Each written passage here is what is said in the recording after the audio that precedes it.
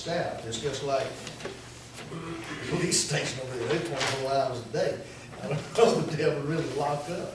And we just found that out on the front door of the old police station down there. That lock didn't work.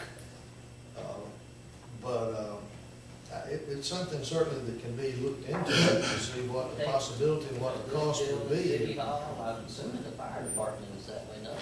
Maybe?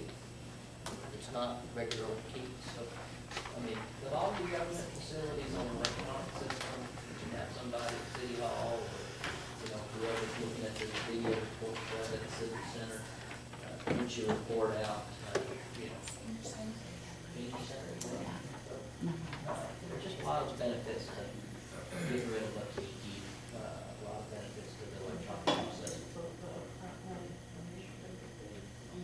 I mean, and you are looking at some upfront costs, but I think the cost of these things have come down greatly in the last 10 years.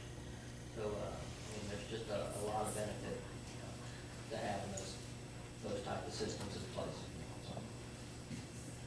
The only time that I can think of that we would need to rekey administrative facilities and things of that nature is in the event of turnover.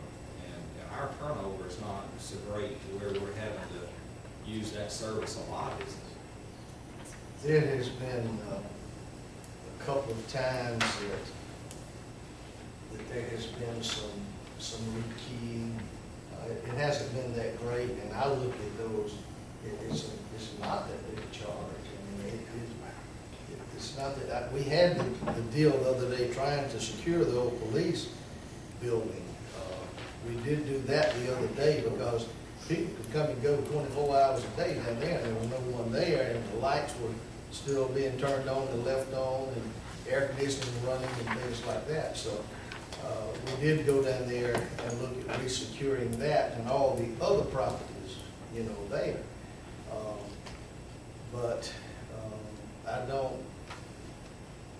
like History Museum, I don't think there's been anything done there as far as rekeying. I don't think there has been anything done at the Elmore County Museum as far as, Ms. Hope, as far as rekeying.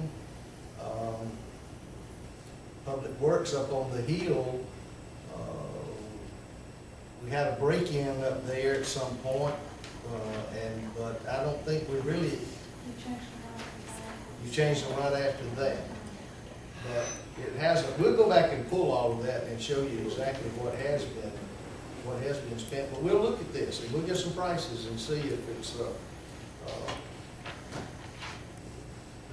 the one Tiffany sitting back there is the one that handles 99% of all of this in the rental, you know, business and how keys are issued.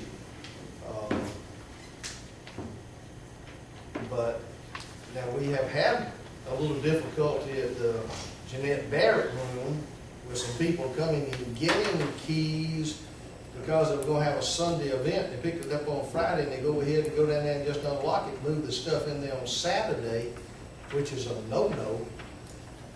You know, we get on top of the person coming in there on Saturday. So we've had some events like that. But I would say as a whole, we just really haven't had any major problems, right?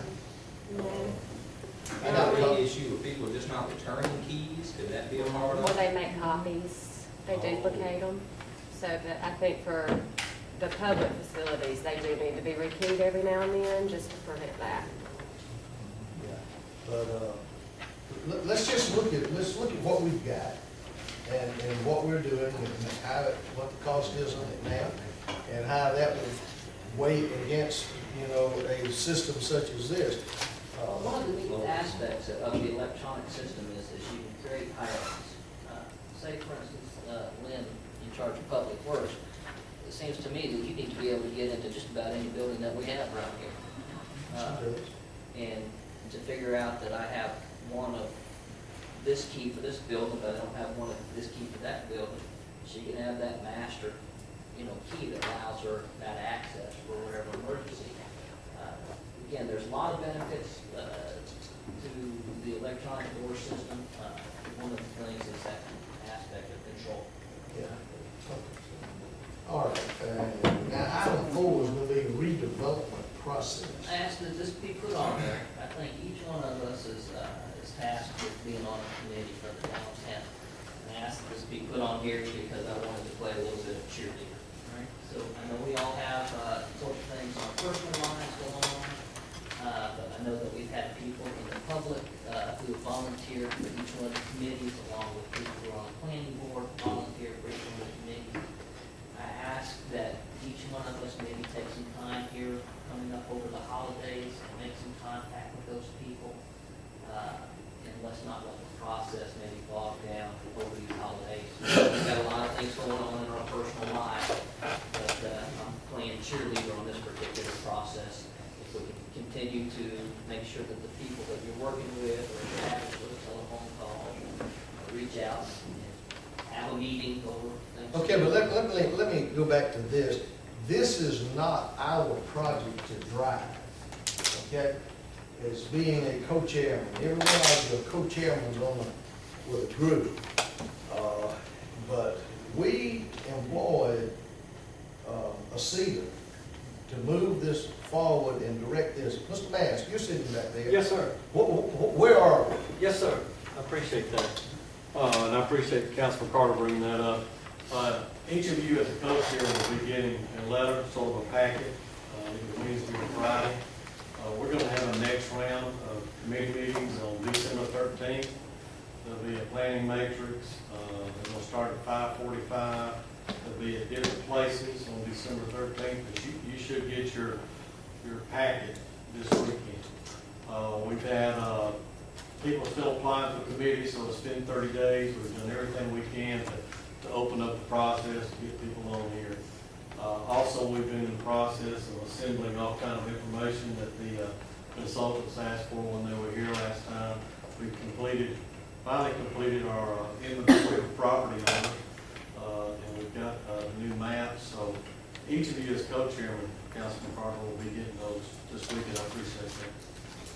Any We're ready to questions go. for Councilman, Representative Matt?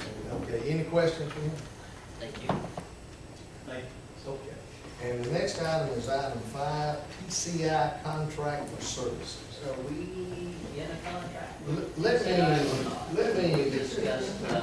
me let the attorney, because it's having something. some council members a part of that process. Well, there was a resolution passed some time back that said that any contracts would be reviewed by the city attorney. So I took that upon myself to go to the city attorney and involve her on all aspects of what has been going on with PCI. And you want to speak to this? Sure. The contract that the city had with PCI actually expired, I believe, in end of 2009. There was an extension done after that, where they extended the contract to April 1st, 2011. Since that time, the mayor had written PCI on several occasions saying, where are we on this contract, or the extension, where do we stand, what do we need to do, blah, blah, blah. No response. I called the attorney for PCI today, and she said that actually their council had met in September and approved the extension for 2 years of the existing contract. And they were also sending us a check in the same amount as what we normally have been getting from them. But at this point in time, they seem to indicate that they thought that this was, or they were treating this pretty much as a gift to the city. Because they don't feel like we provide a lot of services to the casino in that area. But anyway, we should be getting that tomorrow. The check? The check, and also she's supposed to have the signed extension to us tomorrow, which is for a period of 2 years. And that would be presented to the council. Yeah, it's just extending the previous contract that Keith Howard had drafted and that the council had approved. It's just talking about, the chief could speak on this as far as the police, what the police do. And really it was done so that the police could go, I believe, on the casino property and assist them if need be in certain situations. That's really the sole original purpose of the contract. Now, is it a gift or is it a contract for services?